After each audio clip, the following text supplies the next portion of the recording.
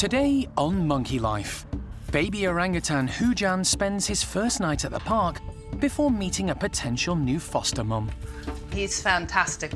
He climbs well, he's confident, self-assured. Vet John touches a nerve carrying out a dental operation on chimp Buster. He's getting up. 2.5, please. And hidden treats prompt an excited response from the normally sedate Stumpies.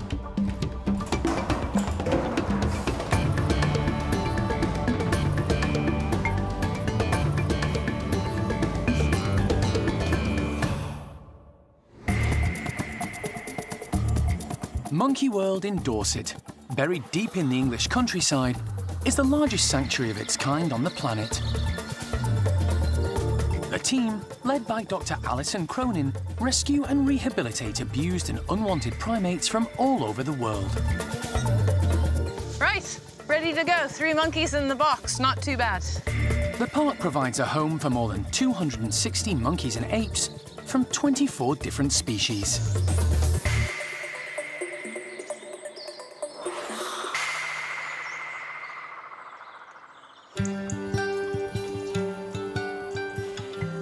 As a new day dawns at the park, it's the start of a whole new life for one little orangutan. Hujan, a 21-month-old male, arrived late last night after a long journey from Krefeld Zoo in Germany. James, who went there to collect him, kept him company for his first night at the park. Slept in here last night in my orangutan nest behind me, just to make sure, because we got here very late, that he was nice and comfortable in the house. Obviously a brand new house, brand new country, lots of new sounds around him. But he slept like an absolute log, a lot better than I did. Had his milk already and his solid food, and he's been eating very, very well. So it's all going really great so far. Hujan will be joining Tuan's group of orangutans, made up of the big male and his 4 ladies. Today, he's going to be meeting one of the adult females, Lucky. We've chosen Lucky because she can be a little bit of a handbag swinger. She's a little bit feisty with the other ladies. And we're thinking that if we can get her sort of more interested in Hujan, she might not be so focused on Roro or displacing Ame. It's mainly Roro that she seems to push around a bit. So Lucky today, perhaps tomorrow Ame. And we'll sort of swap them around to find the balance between the 2 men in the house, little Hujan and big Tuan. You were saying he had a little bit of a runny nose. Yes. Hello. But first, vet nurse Stacey wants to give Hujan a quick checkup.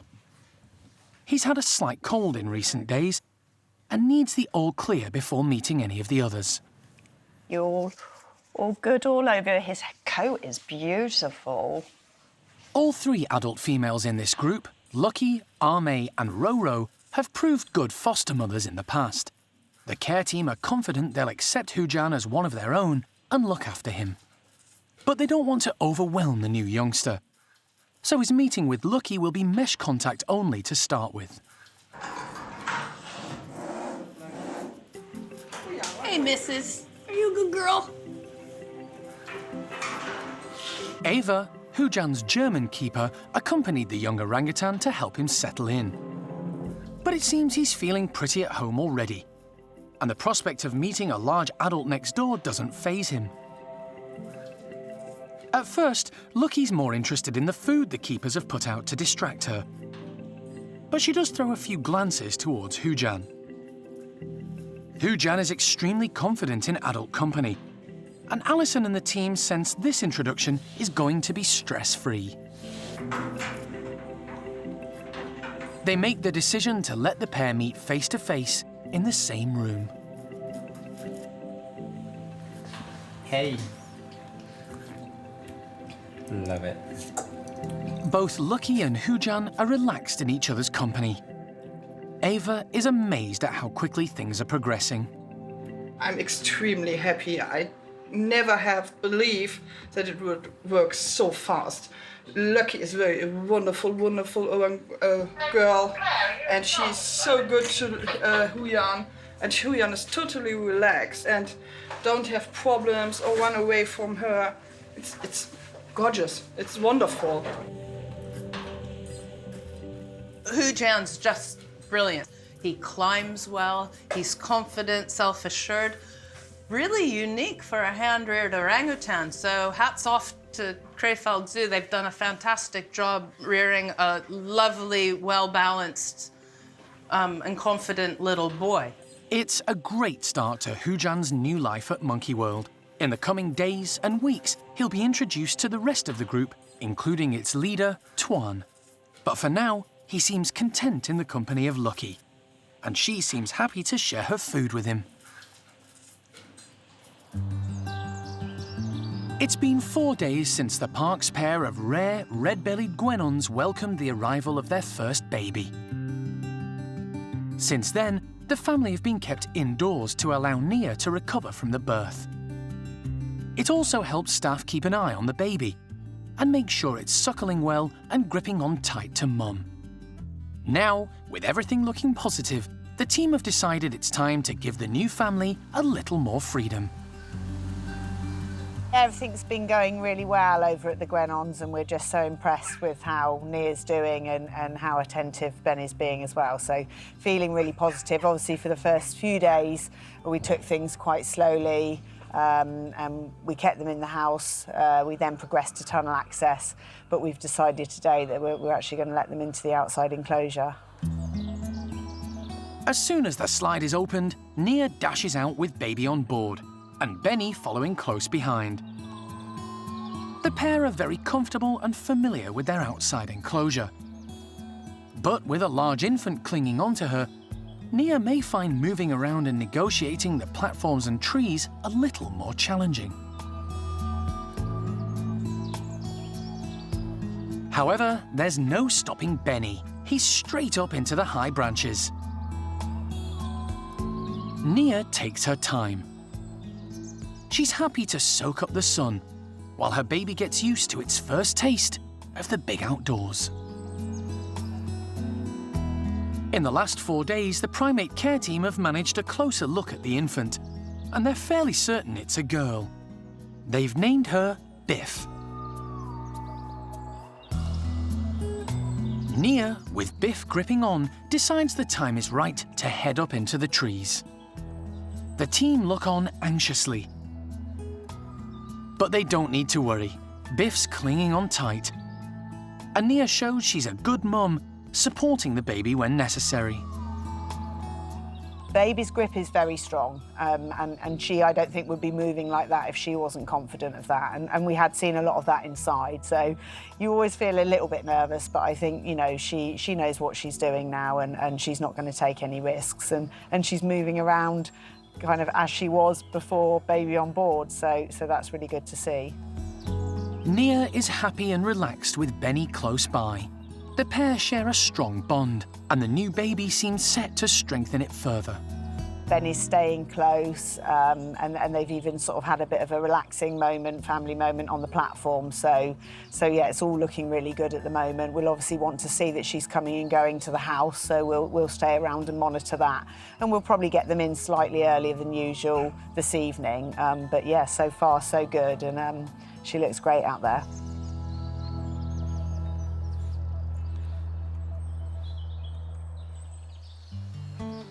Looking after the health and well-being of all the primates at the park is an enormous task. The primate care team regularly train the animals separately and in groups to carry out various behaviours in return for a reward. This is known as operant conditioning, or clicker training.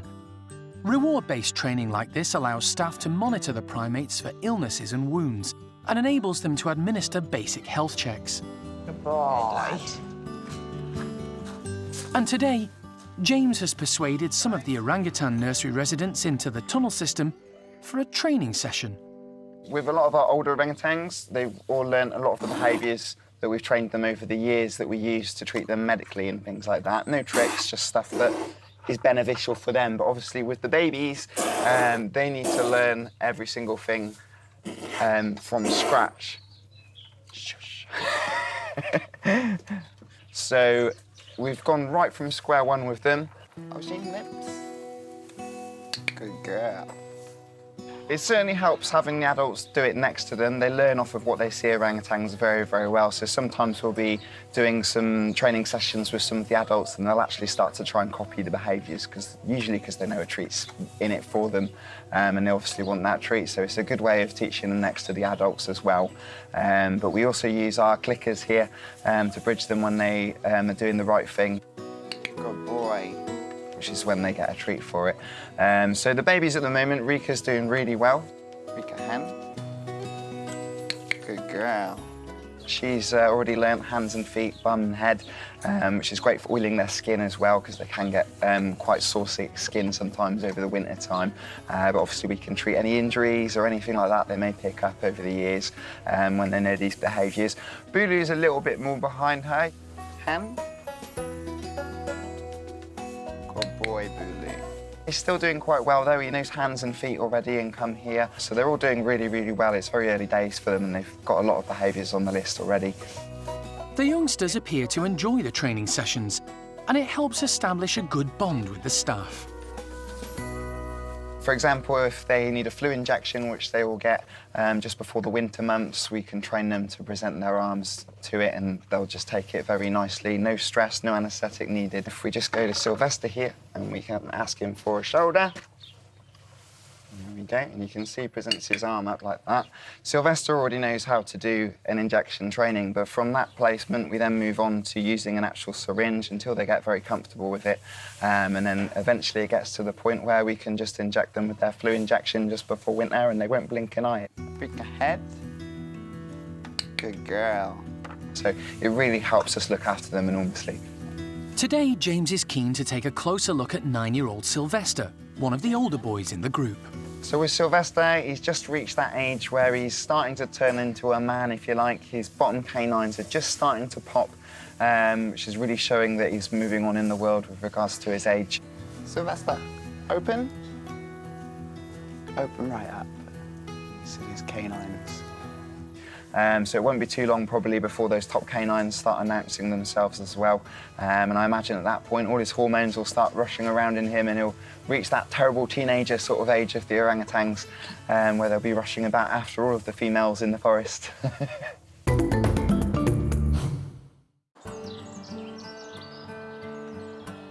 Keeping teeth healthy is an important part of the primate's care. One chimp with a history of dental problems is Buster, one of the original group of chimpanzees who arrived at Monkey World in 1987. Unfortunately, he's now developed an abscess on his cheek, and it's pretty clear it's linked to his dental issues. One of his canine teeth has actually lost its root filling and split, become infected, and then sort of, made a mess. You start to see really big swelling on his face. So we've got John in to actually tidy up and clean up what's a destroyed, old, root-filled tooth now. Buster is thought to be about 38 years old, but he's still as playful as ever and really popular with the entire group. Especially Paddy's son, Bart. They have a great relationship. But if he's going to stay healthy, the infected tooth is going to have to come out. Wildlife vet John Lewis has come to the park to perform the operation. But it may not be as easy as he'd like. They're very deep-rooted teeth, they're big teeth. I don't know how much is left in or how split the tooth is. It'll probably come out in fragments, so fiddly. The team inject Buster with an anaesthetic and bring him to the park's hospital, where John can examine him. So, if we can have him, I want him on his back. And make sure he's stable before having a good look at the abscess and the broken canine. The tooth root is dead, and the nerve to the tooth is long gone. Chimps have very large teeth and strong jaws. This could take some time. He's getting up. 2.5, please. Empty the bag, refill. Although the tooth is dead, John hits a sensitive spot, almost causing Buster to wake up. As a precaution, he decides to put him on a drip. This will keep him hydrated throughout the operation and also allow John to administer a sedative straight into Buster's bloodstream if needed. It's tricky getting the balance right using just gas, and as Buster is an older chimp, John's keen to have a second option. I mean, this bit's wobbling all over the place. I don't know how much of it's attached to the lower root. John loosens the tooth before attempting to extract it. Okay. God, it doesn't smell very good. It's wibbling all over the place now, but... He's hoping to get it out in one piece, although he isn't sure just how far down the split goes. I'm trying to get the whole thing out with all the root in one go, so the two halves plus all of the root. I don't know how far the split goes down, but it might go down to the very bottom. It's thoroughly infected from the smell. It's just... I'm tempted to try and lift that now.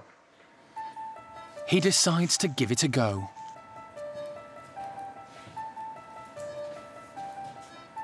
And, incredibly, the broken and infected tooth comes out in one go. Split right down to the bottom. Oh, nice job though, John. Thank you. So far, let's have a look down into the socket though. The canine has left a large hole, which John will need to clean out to avoid any further infection. The socket's infected, and I don't really want to leave infected bone in place because it'll delay healing. We leave the hole as a hole and it'll fill in very quickly. It's surprising, isn't it? I mean, I wouldn't stitch it over anyway, even if I could, because it is infected, and if you close that, you're closing the infection in, it'll blow up as an abscess. With the socket cleaned, John has a look at the rest of Buster's teeth.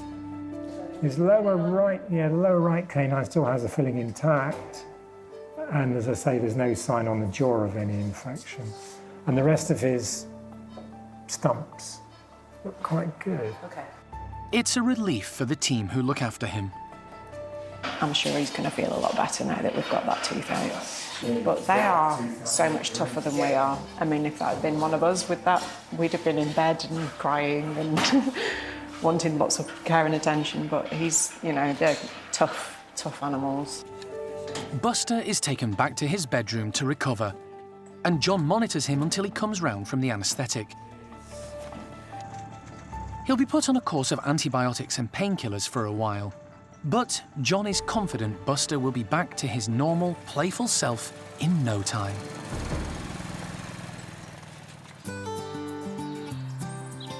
It's a beautiful day, and one group of primates are all outside enjoying the winter sunshine. The Stumpies, or ugly monkeys as they're affectionately known, are making the most of the warm weather. Foraging on the ground for insects and worms, and the tasty ends of tree branches. The Stumpies, they're grumpy, they don't like people, they'll tell you off, they're very, very smelly, but everybody loves the Stumpies. They're such characters. There's just something about you come in the house and they all sort of grunt at you. There's nothing subtle about them. They're not delicate in any way, but it's all part of their charm. And so everybody, visitors love coming and watching them, and staff love working with them. They are all real characters here at the park. However, the number of Stumpies has started to dwindle in recent months. Two of the biggest characters in the group, Jonathan and Maureen, sadly have passed away. Now, there are only 8 Stumpies left. Sam, the leader, is 32, and the only survivor of the park's original group of Stumpies who were rescued from a lab 19 years ago. Of the other 7, 4 are also laboratory animals. Kelly, Charlie, Noreen and Sylvie, while the 3 most recent arrivals came from rescue centres in Europe. Flo came from Germany, and Toto and Freddie from a centre in Belgium. While the group are outside, Primate care member Toby is prepping the indoor living area with a new and novel way of distributing their meal. These barrel feeders are designed to make them work for their food. We're just experimenting with different ways for them to have to use their brains and their muscles a little bit, otherwise they can be quite lazy. They do have their cheek pouches which they store the food in, so they'll just go around, shovel the food in their cheek pouches, then go and sit, so feeding time sometimes doesn't take very long. And the barrels do need to be stumpy-proof. They do eat pretty much anything, so we are very restricted what we can put in with them because they will eat it. So we can't use things like sacks or socks or hosing that we would use with other animals. We've tried using tub trugs and they try and eat the tub trugs. So we have to try and find items which are quite tough, hard-wearing and stumpy-proof as such. So yeah, it's just something new for them. This is perfectly illustrated when the Stumpies are let loose.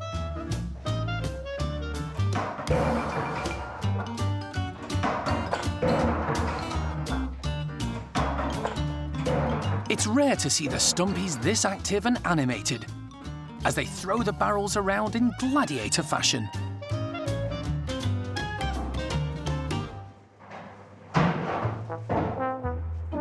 Eventually, the Stumpies realise that, instead of brute force, a bit of finesse may be required.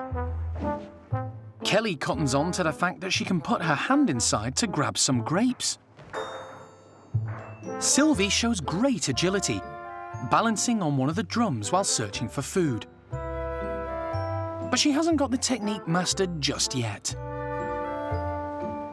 Noreen takes the easy option, foraging for grapes that have fallen out of the feeders. Low-ranking Charlie is working extra hard on her legs. No mean feat considering she arrived at Monkey World with poor mobility in her hips as a result of her time in the laboratory. Unfortunately, Charlie has suffered from issues with her hips from a very, very young age. And when she arrived here, the sort of X-rays showed that her hips were actually sort of dislocated, and she had a lot of sort of problems in that area. We've managed Charlie with various supplements and medications, and although she has got these issues, she's actually one of the most active and agile of the Stumpies we have here. Overall, it's been a good exercise for the Stumpies. They've had to work hard for their food, using their brains as well as their strength. And anything that gets these guys on the move is definitely a success.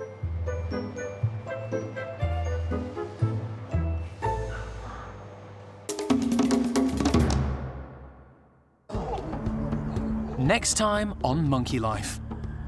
Alison's in Thailand to rescue a chimp that captured her heart 15 years ago. It's fantastic to see her, and I think that belly hasn't gotten smaller. And with new climbing equipment in the enclosure, baby woolly monkey Cosmo makes a leap of faith.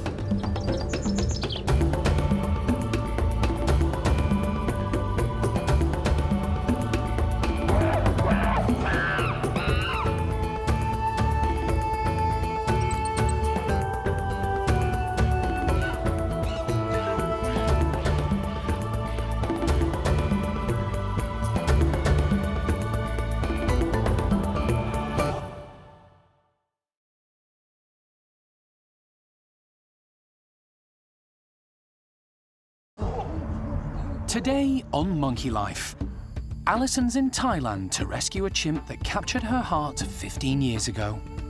It's fantastic to see her, and I think that belly hasn't gotten smaller. But first, she needs to sedate her for the journey.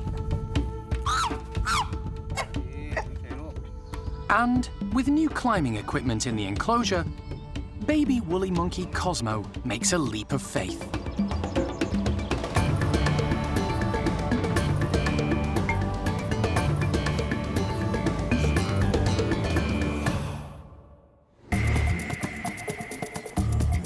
Monkey World in Dorset, buried deep in the English countryside, is the largest sanctuary of its kind on the planet. The team, led by Dr. Alison Cronin, rescue and rehabilitate abused and unwanted primates from all over the world. Hello, Pipsqueak. Hello, Mimi. The park provides a home for more than 260 monkeys and apes from 24 different species.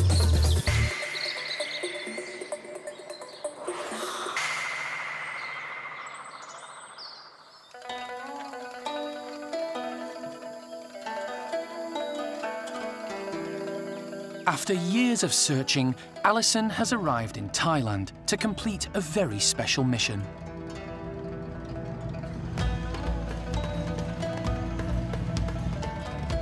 She's travelled 6,000 miles to collect a chimp she first encountered way back in 2003.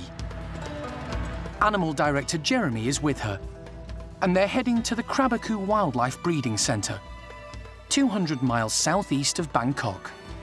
They're on their way to rescue Nari, a chimp who captured Alison's heart and stayed there. We're coming to see a long-lost friend, which is going to be probably a really big emotional roller coaster, for me anyway. I've met her before. I know her as Nari, but she's had a name change in the last few years, so she's now called Natalie here in Thailand. But it's Nari, the chimpanzee that Jim and I found working in a circus show at an amusement park. It must be about 15 years ago now. Back then, Alison and her late husband Jim were conducting an undercover operation tracking down illegal primate smugglers in Southeast Asia. They came across Nari performing in a circus show and were shocked by her physical condition. Her teeth had been knocked out, infecting and deforming her face. The couple made it their goal to bring the chimp back to Monkey World. But although the Thai authorities did confiscate her from the circus, she vanished for 14 long years. Then, last year, Alison was contacted by a wildlife charity trying to rehome a chimp she immediately recognised. Oh, hello. Good to see you. Hi. Fantastic. How was the flight? Yeah, not too bad. Okay, actually, pretty good. This is Jeremy. Hi. Hello. Nancy. Nice meeting you finally. And Prayer. Nancy Gibson from the Love Wildlife Foundation has been instrumental in organising Nari's move to Monkey World. I got to know her about 4 years ago. We saw her and we really wanted to help and find a place for her. We know that the facility, they're trying to do the best that they can, but this wasn't a place made for chimpanzees, and she's been with the government for a very, very long time. I'm happy that she's getting to go. I'm happy that she's going to be with a new family, with primates her own kind, and I think that's best for her. So I'm really, really happy that Alison and Monkey World has been able to come out here and also make this possible. Alison visited Nari in Thailand 8 months ago, and now she's back and keen for Jeremy to meet her too. Nari is calm and shows natural chimp behaviours as she greets Alison and Jeremy. It's vital they establish a good relationship with Nari and earn her trust before the journey back to the park.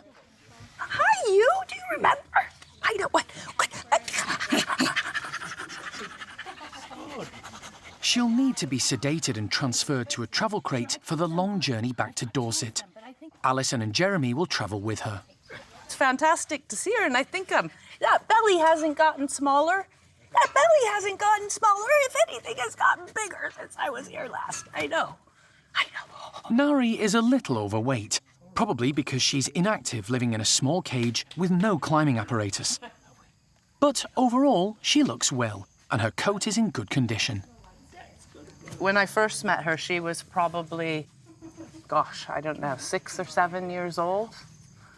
She was much sort of frailer and so on, but and that was 15 years ago, so she must be mid-20s, something like that. And a fair amount of the chimp behavior, you know, a lot of it will be instinct.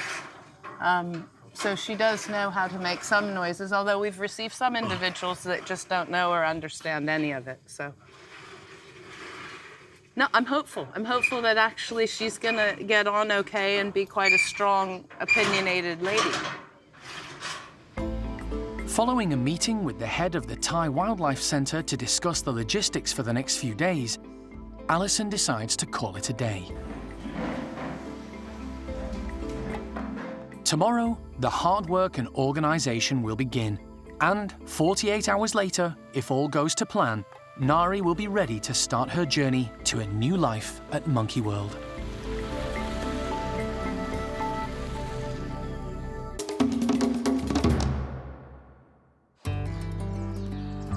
Back at the park, at Lavar's Woolly Monkey House, the team have made some adaptations to the outside enclosure.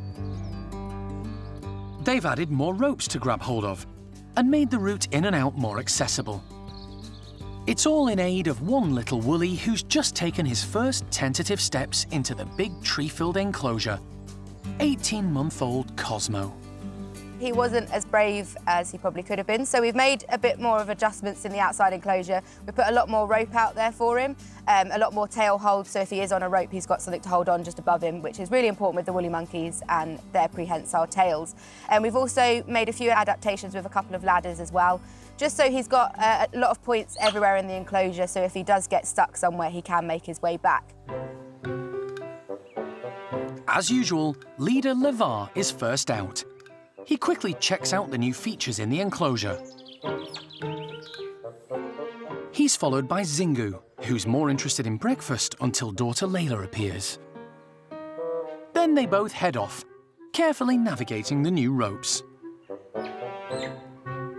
Cosmo's curiosity has been stirred. He takes a peek outside, but isn't ready to make a move just yet. Especially when he spots a tasty snack the others have left behind. Olivia, on the other hand, isn't lacking in confidence. Using her prehensile tail as a fifth limb enables her to reach down to the brambles for some juicy blackberries. Last time Cosmo braved the outside enclosure, it was dominant male Levar who cajoled him out. It's the same today, and he's soon testing out the new ropes, albeit rather cautiously. He can't quite calculate distances yet. Mind the gap. But he's sensibly anchored himself to a rope. Cosmo has been slower in his development than some of the other youngsters born at the park. This is because he didn't have the benefit of a mum to show him the way. Isla rejected him at birth, and he had to be hand-reared. He missed out on the advantages that come from being carried around by a parent. The care team have had to strike a balance between giving him opportunities to learn and keeping him safe. Now he's out and about, it's absolutely great to see him. He's up in the trees, he's showing off all his acrobatic skills, gaining in confidence every day, and it's great to see him up in the trees being a proper little woolly monkey. It seems there's no looking back for Cosmo.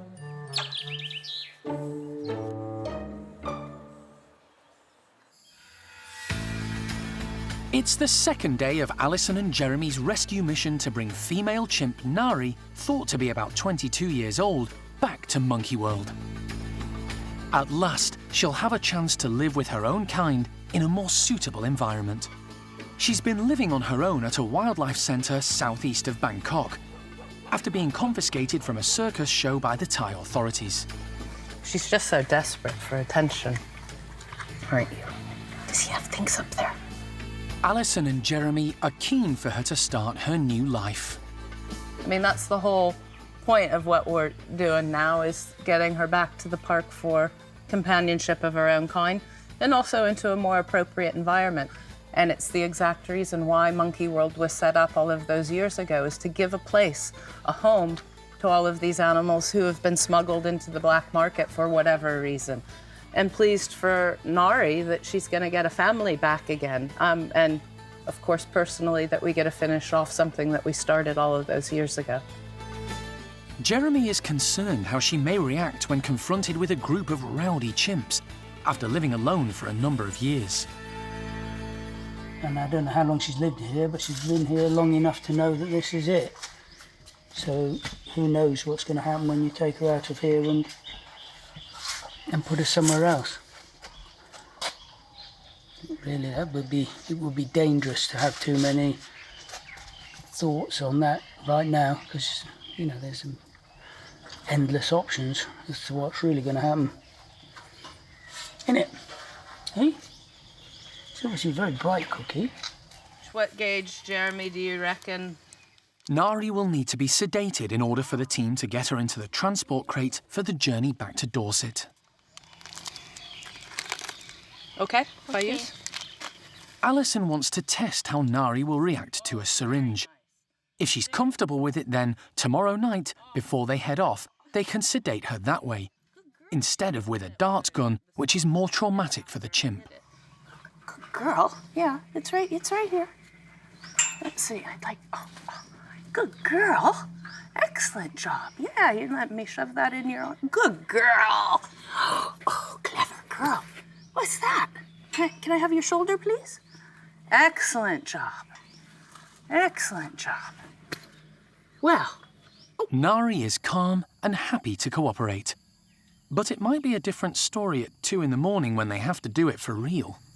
This is all going to happen in the middle of the night, so you just never know how it's going to work, and there's going to be a lot of people, so we'll have to wait and see. Nari's local keeper has arrived. He's looked after her for many years, and the trust and love between the two is clear.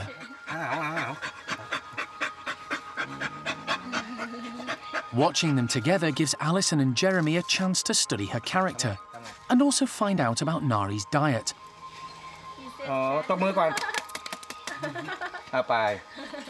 Although she won't be getting milk as a reward or treat every day at the park. Alison is keen to get a good look at what remains of Nari's teeth. Most of them have been knocked out, a common fate for performance chimps, and obvious from Nari's misshapen face. There you go. That might be 2 teeth right there. And one... Unfortunately, the few remaining have seen better days.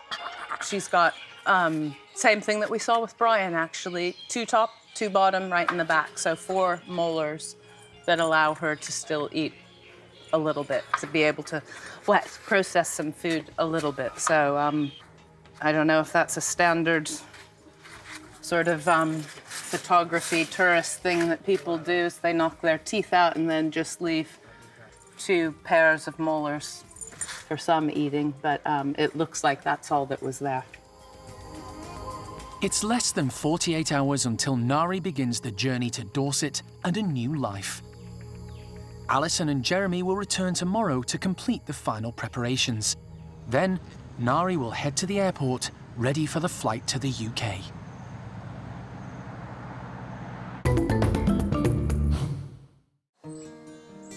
It's been a few months since the park welcomed 2 Saki monkeys as company for the much-loved resident female, Chloe.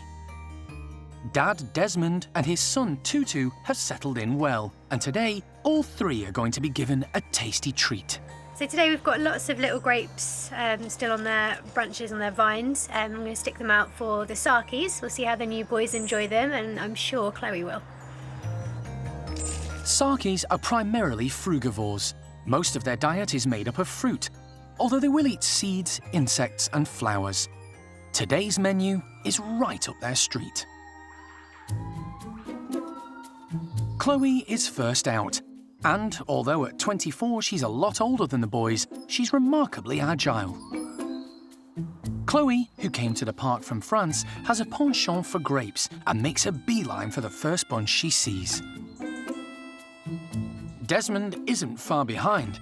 He's 11 and in the prime of his life, a healthy and fully grown Saki monkey. Faced with so many grapes, he seems a bit overwhelmed.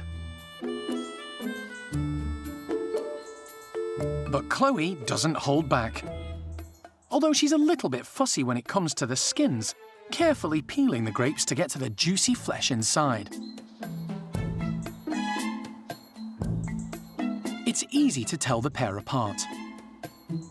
Female Sakis are a brown-grey mottled colour all over, while the males are black with a white face. Despite the age difference, Chloe loves the attention from Desmond, and they seem very fond of each other. The third member of the group is Desmond's son, 4-year-old Tutu. He had a difficult start to life and has had health and mobility issues since he was born.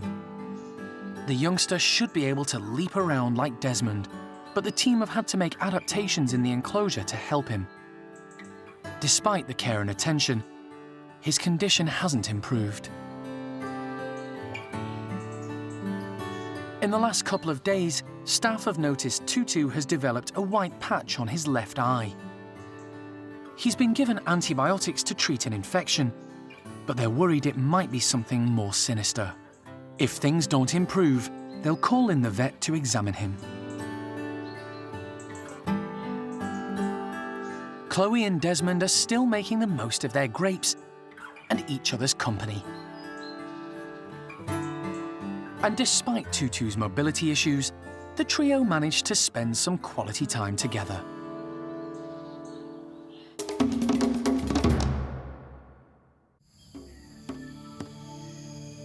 In Thailand, it's the morning before Naree's departure day. Soon, she'll begin her long journey to Dorset and life with a new chimp family. Alison and Jeremy are having a final meeting with the Thai officials.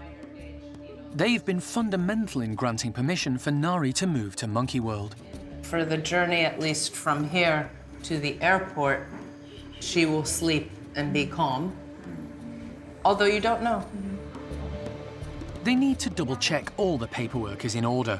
Having come this far, Alison doesn't want last-minute hiccups.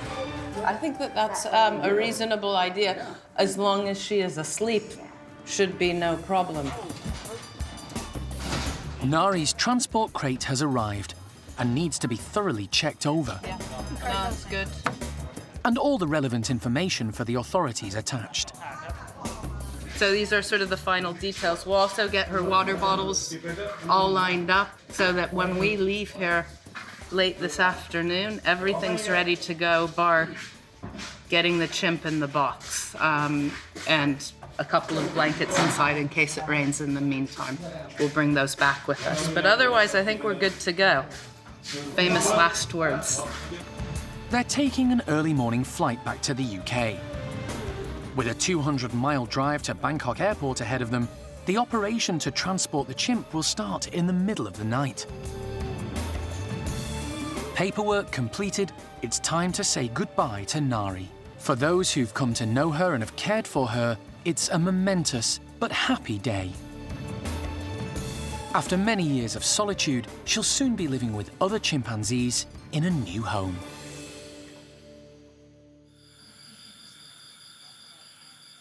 It's the middle of the night. Good morning. And the team have gathered ready for the huge task ahead of them. They must sedate Naree and load her into her travel crate before they can set off to Bangkok. Alison has spent some time getting her used to a syringe and needle, but at home, the chimps would have months of training. This is the dose, and it's quite large. It's almost 5 mils. We'll pretty much bang on 5 mils, so it's a large injection. I don't know if we're going to win this game, but we'll see what we can do. With the rest of the team holding back, Alison and Jeremy head over to Naree's cage to attempt to inject her by hand. Naree's local keeper has been keeping her occupied. She may be unnerved receiving visitors at 2 in the morning. Alison wastes no time. Good girl. She manages to inject some of the drug, but the chimp isn't impressed. Unfortunately, Naree has not had the full dose. Not ideal in that we don't know the exact amount that she's got into her, but we're just gonna wait and see if we start sloping or getting relaxed and tired. It's obvious that she isn't going down. We don't want to leave that too late. No, I know. Should I go down and get it? Should I bring M with me? The clock's ticking, and if they're going to make the flight, they'll need the help of M, the local Thai vet on standby further up the road. I think we are gonna need a slight top-up, maybe 1 or 2 mil. I'd like you to look at her and assess her. She's still sort of holding, but her she's like this. Okay. So we could hand inject, I think, with a little bit more. M has a top-up drug ready and manages to successfully administer it without causing undue stress to Naree. Now, it's just a waiting game.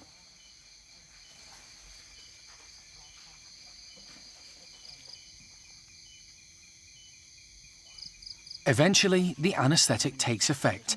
Naree is out for the count. The team move quickly. Naree is transferred into her transport crate. Okay, head towards this end, please. The team need to monitor her until she comes round before fully securing it. She must be breathing clearly, fully awake and conscious before she can travel. After an anxious wait, Nari comes round and the vet team give the all clear to start the journey. All done. So next step is the airport. She's as calm as we can get, and now she just needs to sort of relax for what's going to be an 11-hour flight. So really good. Finally, tonight, Alison has fulfilled a promise that she and Jim made 15 years ago. Nari is heading for a new start in life at Monkey World.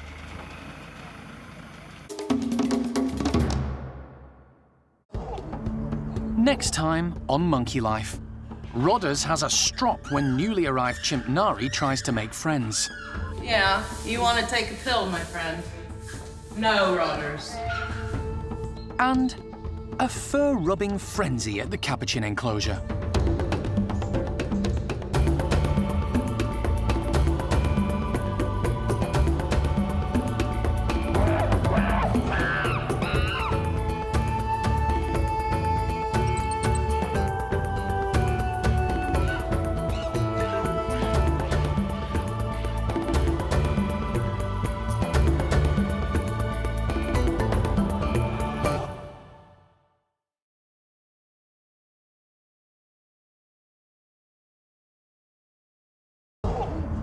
Today on Monkey Life, Rodders has a strop when newly arrived chimp Nari tries to make friends. Yeah, you want to take a pill, my friend? No, Rodders. Alison has to step in and play mum for a newborn baby loris. There we go, we've got lapping. I'm sort of thinking little and often. And a fur-rubbing frenzy at the Capuchin enclosure.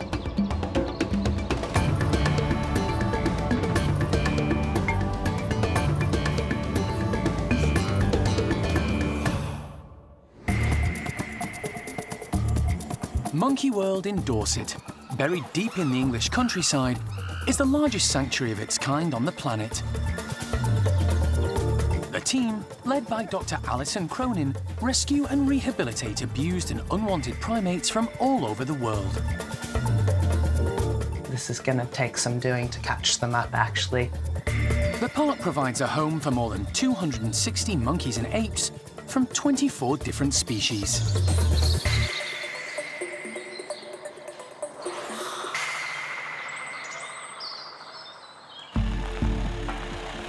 A few days ago, in the middle of the night, female chimp Nari arrived at the park following a long journey from Thailand. She was accompanied by Alison and Jeremy, who went to the Thai Wildlife Centre southeast of Bangkok to rescue her. For Alison, it was mission complete. After years of searching for the missing circus chimp she'd first seen with Jim 15 years ago. Better late than never, I guess, but sort of sucking back all kinds of emotions. Alison found Nari's arrival quite overwhelming. But Nari, who'll be joining Brian's group of 4, took it all in her stride. The next day, to everyone's surprise, despite having lived alone for many years, her first introduction to 27-year-old Lulu went off incredibly well. Good girls. Nice one, ladies. Keen to capitalise on the momentum and get Nari settled, the team have decided to introduce her to Rodders next. It's all right. It's okay. It's me, lady. Compared with the other members of the group, Brian and Ash, he's less intimidating in size and a bit more playful. Rodders is only a young male and he's quite insecure compared to Lulu. Lulu's knows what she wants and she's quite a strong character. And as we've found out, Nari is quite a strong character as well. So despite very little contact with chimps previously, she's doing all the right things. So it'll be interesting to see how it goes. The introductions are carried out indoors, within the chimps' bedrooms. It's safer than outside because the team have more control if things do get out of hand. Jeremy opens the slide separating the two chimps. Rodders rushes straight through, puffing himself up to look big and strong.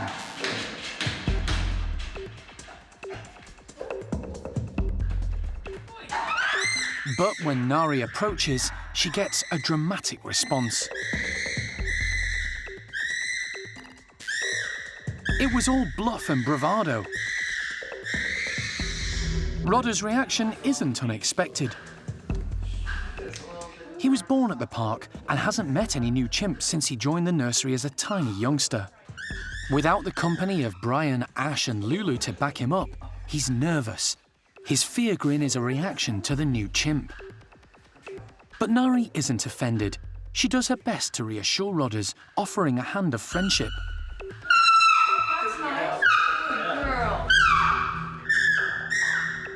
She even submissively presents herself by turning her back towards Rodders. Doing introductions with chimpanzees is never straightforward and easy, and you're sort of hopeful, I guess, that Rodders might have been a little bit easier going in that he's young. Hopefully her reaction would have been reasonably mellow about it, but he just lost the plot.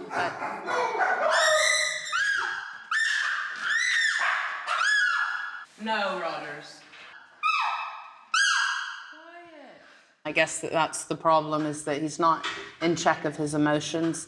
As Jeremy rightly pointed out, he's hand-reared and has been spoiled all of his life, effectively. So he just acted like a spoiled little boy. But what is encouraging is that despite the provocation, Nari stays calm and does her best to make friends. Considering how little experience she has of meeting other chimps, it's a good omen. Nari was good as gold, presented to him, turned her back to him, even held her hand out and offered to put her hand in his mouth at one point in time. So she did everything textbook and correct for a chimpanzee wanting to make friends, didn't you? I know, you were brilliant. When Rodder's tantrums fail to subside, the team decide to separate the pair, closing the slide and bringing this introduction to a quick end. It's gonna be a little and often thing with Rodders and Lulu. Maybe at some point we try Ash. She's a big girl, and yeah, we'll have to see how we go. We'll play each day, day by day.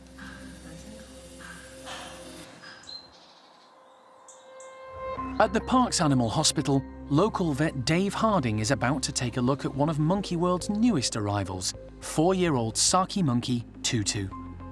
From the day he was born at Sheldon Wildlife Trust in Devon, Tutu has suffered ill health. From the moment Alison set eyes on him, it was obvious he had problems with his mobility and his vision. But she and the team were determined to give him every chance to flourish in his new environment at the park. Unfortunately, Tutu's mobility hasn't improved, and recently he's developed an issue with his left eye, suggesting something more sinister than his original problem. They've decided it's time to take a good look and investigate everything in one go, while he's under anaesthetic. We've got eye problems, we've got potentially neurological problems, we've got potentially some mobility problems. So we're just going to do a general screen today to see if we can do a full overhaul of his state of health. But first, Dave needs to put Tutu under. However, the young Saki monkey is a little reluctant to leave the safety of his box. Tutu may have health issues, but he isn't giving up without a protest, and lets the team know he's not happy. But they manage to anaesthetize him without additional stress. Now Dave can get to work.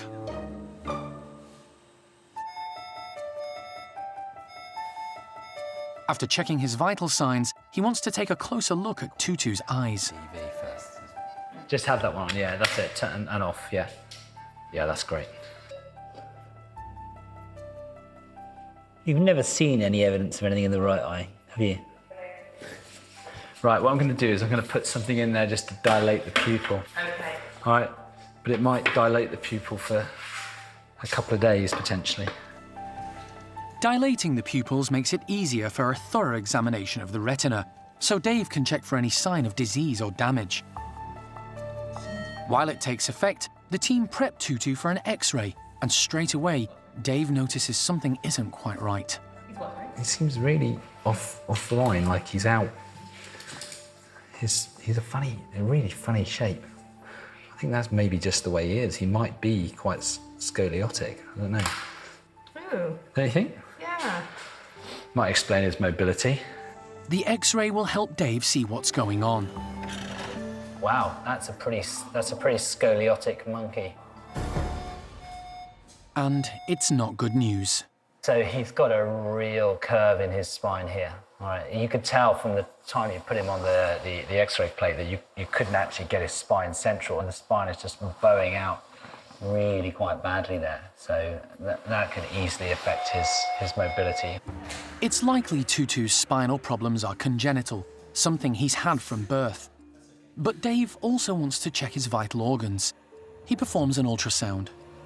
That's fine, I can't see anything abnormal there. Right, let's see if we can get some blood.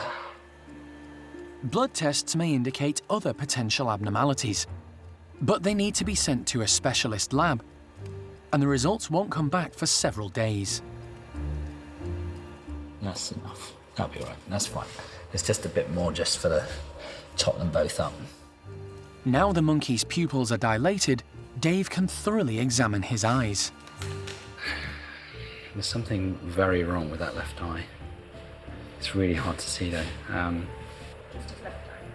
Yeah, the right eye looks okay. I mean, without any obvious experience of what a Saki monkey retina looks like.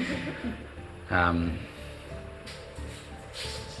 I don't expect there's very much vision in that left eye. Normally when you shine the sort of cat's eye response, if you shine a light from a distance, from a dilated pupil, you should see light bounce back from the back of the eye. And you can get quite a good reflection in the right eye.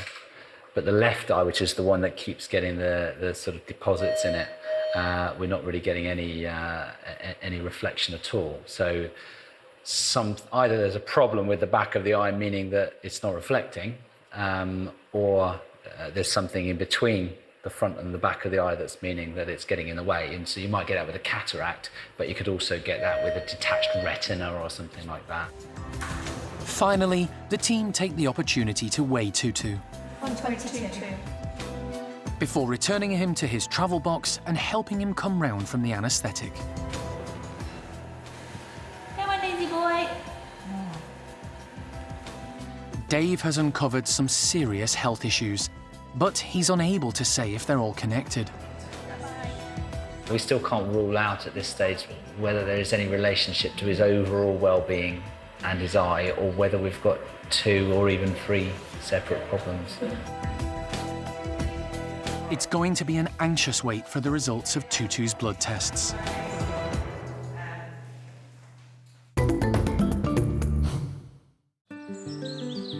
At one of the park's Capuchin enclosures, Winslow's group of 17 are in for a stinky treat today. Donna and Sarah, from the Primate care team, are busy distributing some rather smelly fruit and vegetables around the enclosure. They include onions, fresh chilies, and something a little more unusual, lemongrass. Donna gives it a bang to release the pungent but alluring aroma. So we're just bashing the lemongrass, and that should sort of help bring out all of the natural oils and things. They should do this themselves as well, but it might just give them a little bit of encouragement. The enclosure has recently been renovated with new climbing frames added, and lots of new hoses and ladders to encourage the Capuchins to explore. They regularly have onions and chilies, but have never tried lemongrass, so it'll be interesting to see which they favour.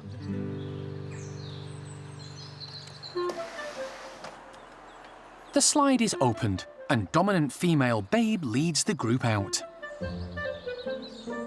Onslow wastes no time heading straight for the exotic breakfast. But he can't make up his mind what to try out first. No such problem for Babe. she grabs a handful of chilies. Then, using her tail as a counterbalance and anchor on the wobbly swing bridge, starts bashing the fiery peppers before rubbing them into her fur.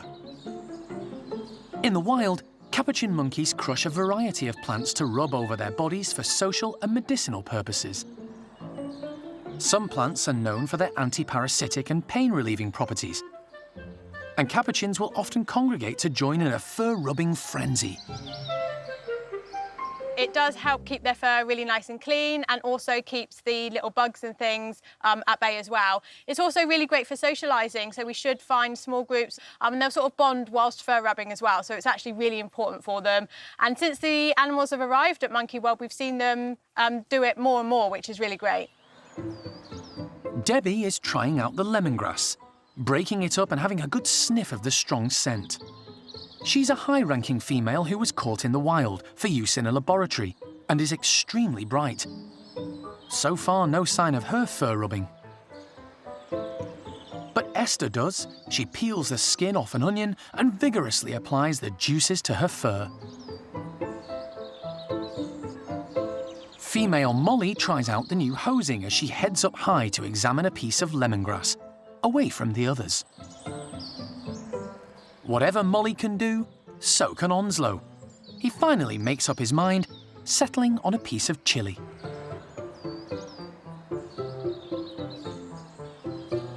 Elderly Leonie defies her age, hanging upside down on a suspended feeder, before abseiling down the rope with her food.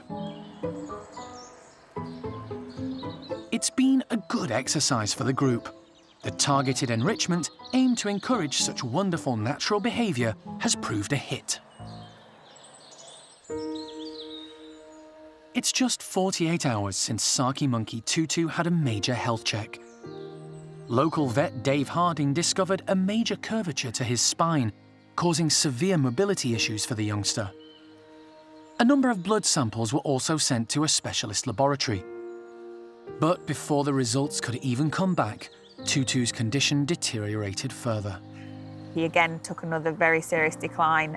He couldn't hold his weight on the branches. He was slipping off a lot. We had to go in and catch him so he wasn't falling on the floor. So the decision had to be made, knowing the issues he already had because of the vet day. We actually made the decision to put him to sleep. It was the most humane option, confirmed later by the lab results and a post-mortem. The young Saki monkey had 2 cysts on his brain, as well as all his other problems. The team knew from the outset they couldn't fix Tutu. But they wanted to give him every chance and the best possible quality of life. That time that he spent with us, the relationship that him and Chloe had was beautiful. It was like she'd taken on the role of mum again for him. And it was just really nice to give him that time with a family unit again. And just the 3 of them together, it was just really nice to see. So we will never regret the choice to bring him here at all. Now the priority will be to support Tutu's dad, Desmond, who will be wondering where the son he was so fond of has gone. It's a hive of activity at the park's loris complex. The small monkey team have had a bit of a shock after checking on pregnant loris Nikki. She's just given birth to twins, again. This is big news for the park, because twin slow loris births have not been documented before. Nikki was paired with Axel when they arrived at the park from Hong Kong. Within a few months, she gave birth to tiny twins. Sadly, after only a day, both babies died. Little is known about loris breeding, or how common twins are, so it's tricky to gauge what to expect. The team are delighted with the new births, but are monitoring Nikki and the twins very closely. We're really pleased. However, one of the babies appears stronger and is up more in the right position, although I'm not sure, and I don't think that it has suckled. The other one has been left for an hour and a half, almost 2 hours now, on the side of the mesh in the tunnel inside the house, and its little arms that you can see are starting to get. Loris mothers are known to park their babies for short periods of time, but without the warmth and comfort of mum during the first crucial hours, the tiny loris could get cold and dehydrated. It needs to suckle, and if it can't, it may not survive for much longer. Alison is so concerned about the infant's welfare, she's taken the difficult decision to intervene. I've never hand-reared a loris before, but I'll give it a go. I know what signs to look for in those first hours or so. Then we'll get the team going and we'll look after this one. And tomorrow we'll have to wait and see what the other baby looks like and if it's become more distraught and clearly isn't suckling. But I don't know. I wish she would look after both of them. But in absence of that, we'll take over with one of them. Hand-rearing any primate is always a last resort. But with Nikki's past history of parenting, there's no choice. Being with mum is always better for a newborn, but this infant's best chances of survival lie with Alison and the team. Doesn't feel too cold. The baby is clinging on to the side of the tunnel, in an awkward position for Alison to reach. A bit sticky and smelly in here.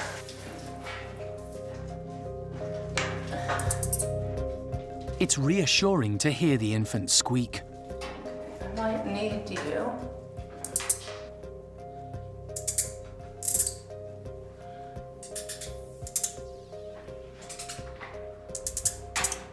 The baby is just hours old, and he or she is already demonstrating the loris vice-like grip. Steph has to step in and help gently prise its fingers away from the mesh.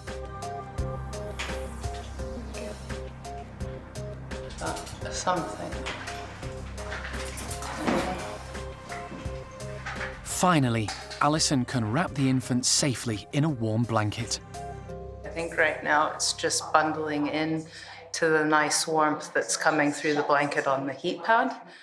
And we have little facial movements, so I think ready to suckle. But Alison is also concerned about the other twin, still with mum Nikki. I'm hearing the other one clicking, grizzling, and crying a lot. I don't know that It's she's gonna feeding. make it. Yeah. I hate this part of it.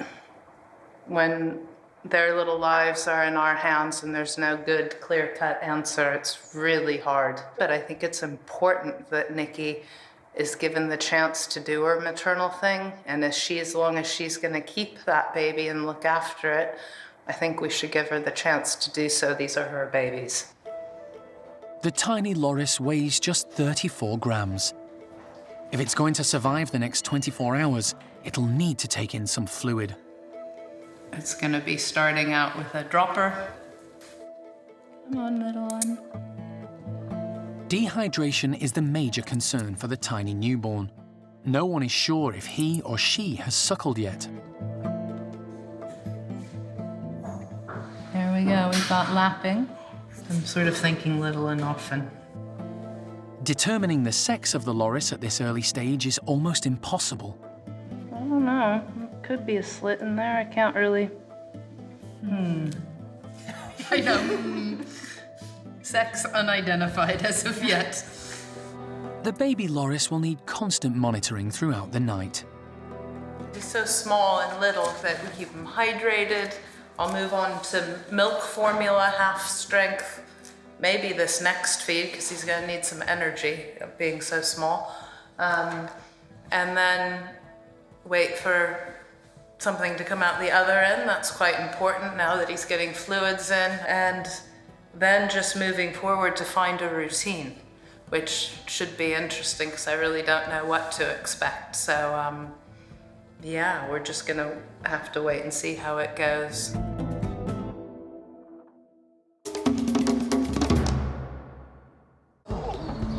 Next time on Monkey Life. After years in a cage, new chimp Nari sees the big outdoors for the first time. Here she comes. All right. Nari! Hi, you! But will she stay grounded? And woolly monkey Pakaya takes motherhood in her stride.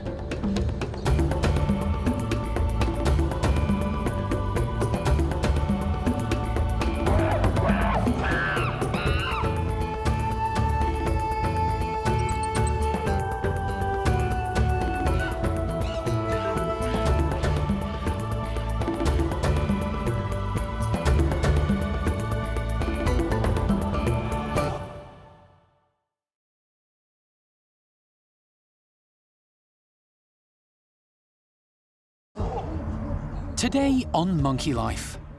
After years in a cage, new chimp Nari sees the big outdoors for the first time. Here she comes. All right. Nari! Hi, you! But will she stay grounded? And Alison's busy playing mum to a baby loris. Excellent job. When Steph arrives with an emergency. 2 is going to be a handful. Plus, woolly monkey Pakaya takes motherhood in her stride.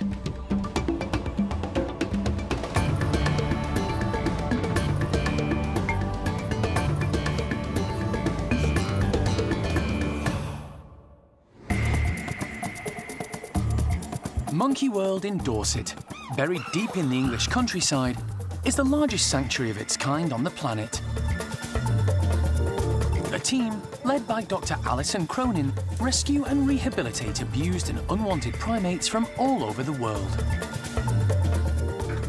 I know, this is a big leap of faith. I know. The park provides a home for more than 260 monkeys and apes from 24 different species.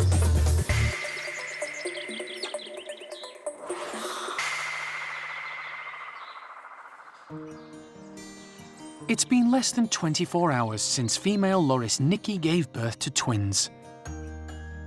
One of them had been left by mum, and the team had to step in to help.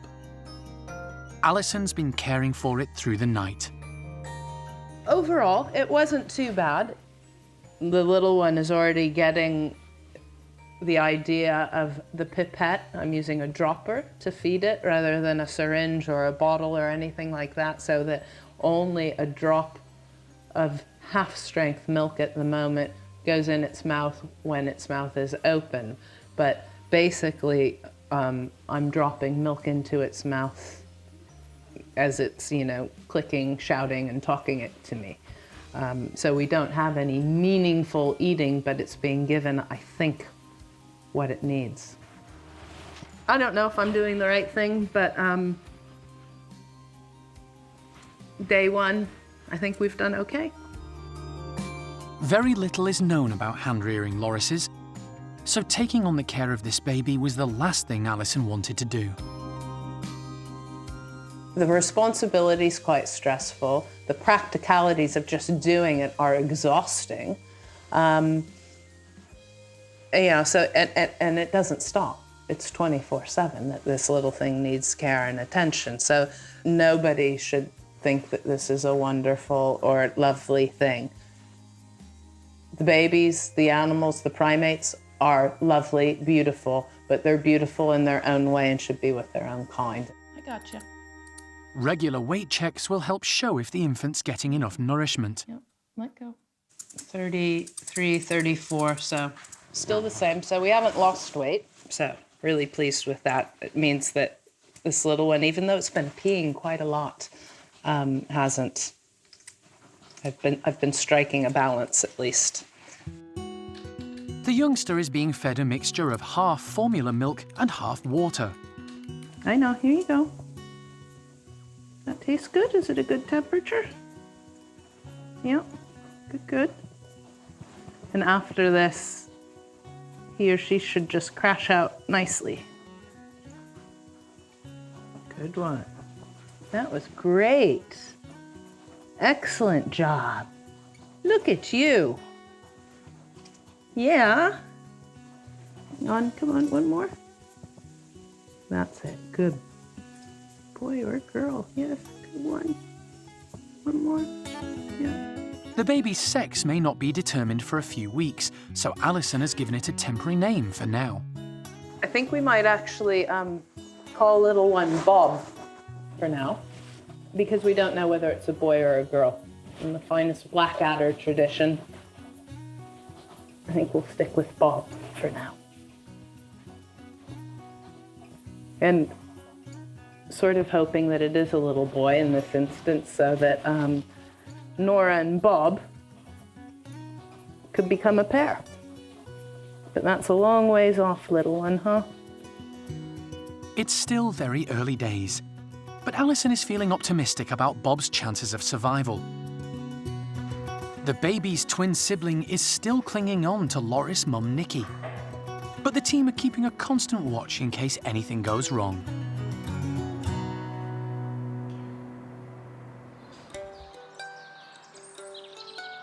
Autumn has arrived at the park, and temperatures are on the wane. The chillier weather means some of the primates are opting to stay indoors. But down at the Capuchin Lodge, the staff are bringing the outdoors indoors. They've collected big bags of leaves to cover the floor of the indoor playroom.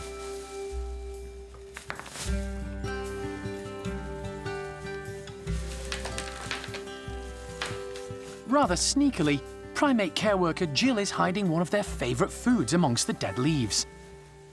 Live insects. These guys love foraging. They're busy all day doing this, looking for insects and other invertebrates, things like that. So, yeah, we're going to chuck them all around the playroom, see if they have fun. The Capuchins will need to use their natural skills to forage through the piles of leaves and find the insects, just like they would in their forest habitat, if they were still in the wild. Leader of the group, Erico, is first in. As the dominant male, he's determined to check out anything new in the playroom before the others. Second in command, Sean, follows, and both high rankers get to work enthusiastically foraging for tasty worms. Erico's strategy is a bit questionable, but it's pretty typical of a dominant male, showing off his strength and prowess as he frantically searches for the bugs. Female Phoenix stays up high out of the way, foraging for the grubs, and creating quite the autumnal scene as the leaves come cascading down on Sean, who seems oblivious to what's going on above him. Cara watches safely from a distance, enjoying tucking into her mealworms. Sean decides to attack the large tubs next. He was the leader before Erico arrived, but seems quite content as number 2. He gets most of the perks, but none of the responsibility of leading the group. Erico was one of 88 Chilean laboratory Capuchins that arrived at the park 11 years ago. He's super bright and obsessed with opening and closing bolt slides. Primate care worker Jill had a specially designed piece of equipment made just for him. It's called a fiddle barrel, and is covered in nuts, bolts and locks of all shapes and sizes, perfect for an active mind. But today, Erico just has eyes on the prize: tasty worms.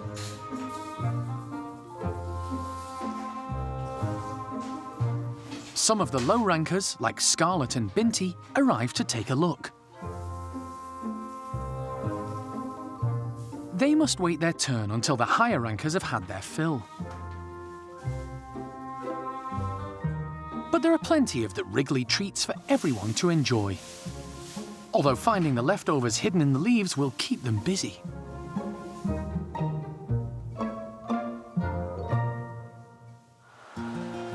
It's been a few weeks since Alison and Jeremy rescued female chimpanzee Nari from a government wildlife centre in Thailand. The former circus chimp, thought to be about 22 years old, had lived alone in a cage for many years following a life of abuse. But to the delight and surprise of the care team, she's really settled in at the park. Nari's first introduction was to Lulu, and they got on famously. Good girls. Nice one, ladies. And she behaved perfectly during her meeting with young male Rodders, despite his noisy and fractious reaction. For the past 2 days, Nari has been getting to know the big man of the group, Brian. Again, she's surprised everyone with how quickly she's learning to be part of chimp society. Nari's just phenomenal, given how many years she spent on her own. Her chimpanzee behaviour's really good, and she's doing all the right things, and they've had some lovely play sessions. She just seems to have the right instincts, and, you know, she's presenting to him. She's being submissive when she needs to. She is happy to have a full-on play session, so she can handle herself around the bigger chimps. So yeah, really impressed by her and how resilient she is, and how she's interacting with the chimps that she's met so far. Today is another big milestone in Naree's rehabilitation. She's going to be let out into the big enclosure. The team are aware this could be the first time she's been properly outdoors and able to move freely since being stolen from her mother as an infant in the wild. For Naree, it's going to be a whole lot for her to take in. She's been looking out the window and sort of can see what goes on outside, but she's never had all of the natural soil and grass under her feet. The climbing frame is quite a big, large, tall structure. Her skills and her fitness are not great yet. That'll come with time, but what she lacks for in fitness and skills, she makes up for in attitude and confidence. So giving her the freedom to be outside is just the next step in something that we've all been dreaming of. Here she comes. Nari! Hi, you! A cautious Naree has a good look round before taking her first steps into the outside enclosure. She stays on the ground at first, sensibly assessing the scene in front of her. Waiting for her in the enclosure are her two companions, Lulu and Brian, who were let out earlier. Even one of Brian's infamous displays doesn't seem to faze Naree. When she does start climbing, it's as if she's been doing it for years. Naree is living true to form. She's just confident as can be to walk out here. Out through the door, no problem, grass, open area, and straight up that climbing frame.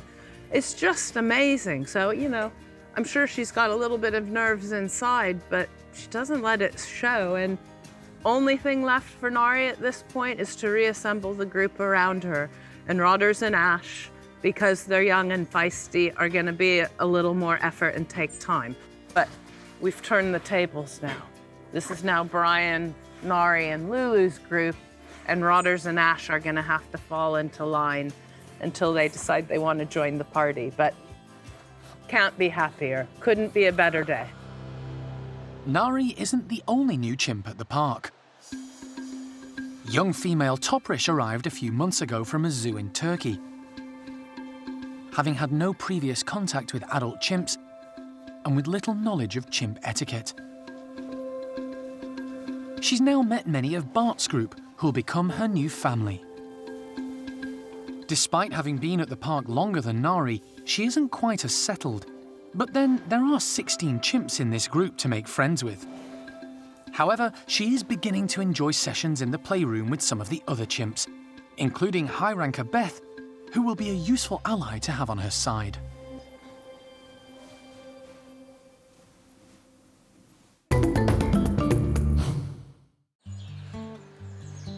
It's a big day for a little orangutan. Hujan arrived at the park from Krefeld Zoo in Germany just 2 months ago. In that time, he settled into Tuan's group remarkably well and has already met the 3 adult ladies, Lucky, Ame, and Roro. And he's had a chance to pal up with younger female and playmate Awan. But this morning, he too is about to take a major step in his orangutan education, with the chance to investigate the big outdoor enclosure for the first time. He's doing great. He's doing really, really well. And so far, he's been pretty healthy and he's pretty active as well.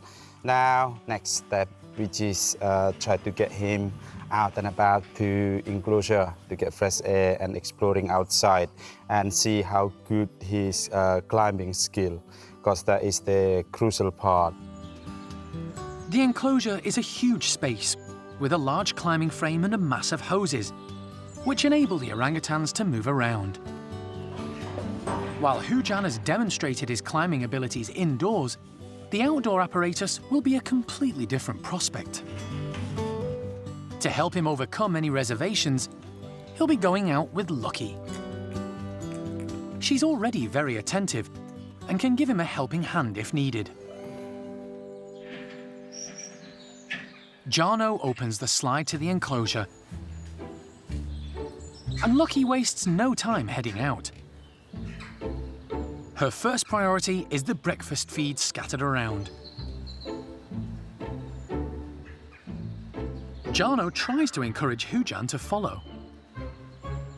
He's reluctant at first, but Lucky suddenly realizes the little man hasn't followed her out.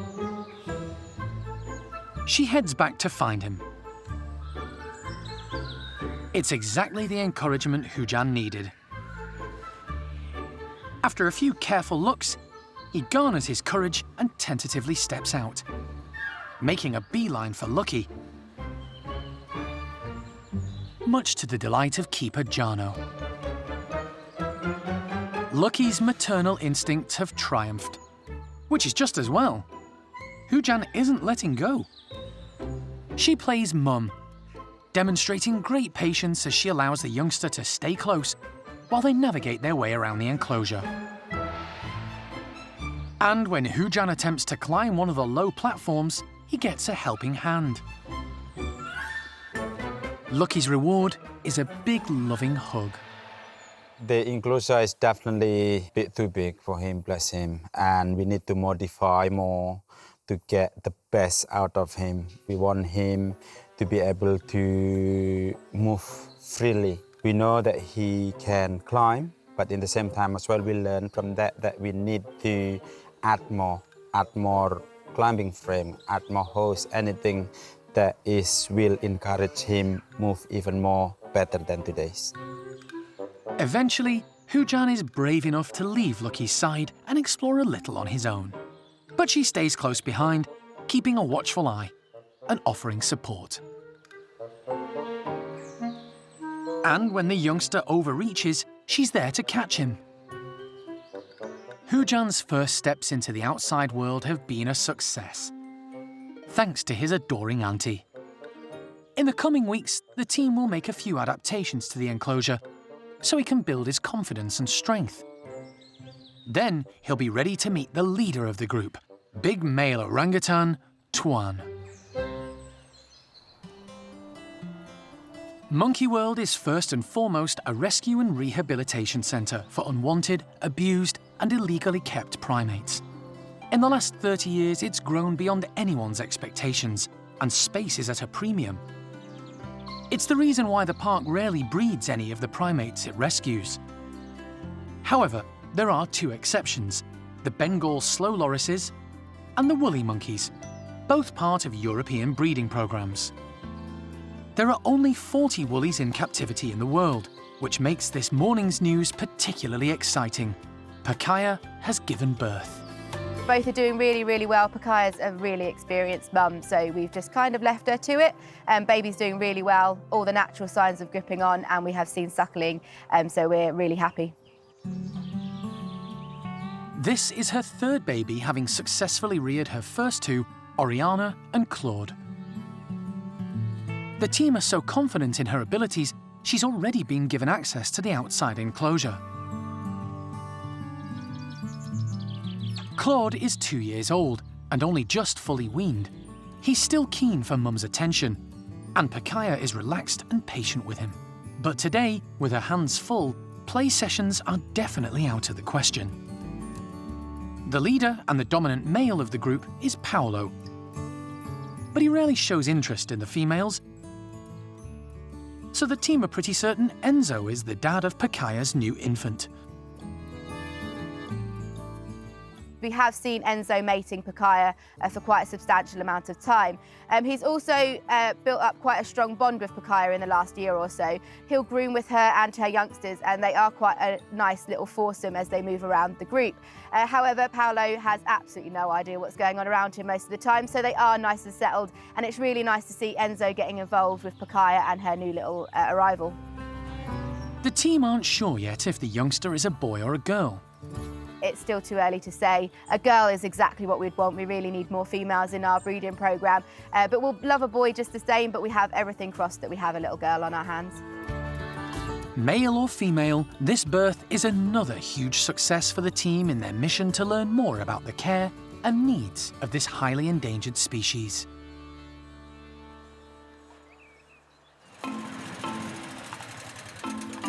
At the park's head office, primate care member Steph has an emergency on her hands.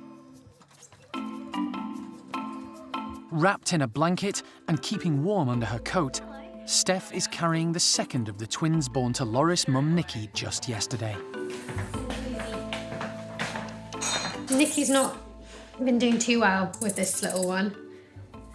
She's tried to feed a few times. It's looked like maybe he's been suckling, but he's been gradually getting weaker throughout the day.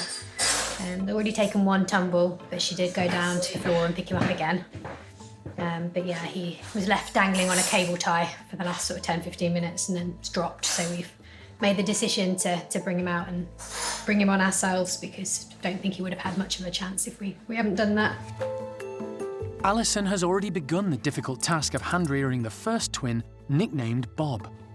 The prospect of having to do the same with Bob's brother or sister is daunting. Yeah, I've never done anything so small, nor have I done two at a time, so it's going to be a voyage of discovery. Keeping a check on the baby's weight will help the team know the infant is feeding properly. I think it might be bigger. Sorry, little one. Need to know. Yeah. 3, 6, I can go in with. This little one has been clinging onto mum for nearly 24 hours, but the team aren't certain if it's been suckling. We made the decision to retrieve it this time because I think had we not, we probably would have come in to find it not with us in the morning. Telling the twins apart is going to be difficult. This is thin and delicate, and Wyatt got fatter. Are you fat-faced? Fatter-faced, yes. Yeah, 2 is going to be a handful. Hand-rearing both twins will be hard work, but Alison is also concerned for their mum, Nikki. Tragic, but hopefully we can come away from this after a bit of hard work on our part and make this right and turn it around. But we'll see how we go here. But the whole thing's just terribly sad.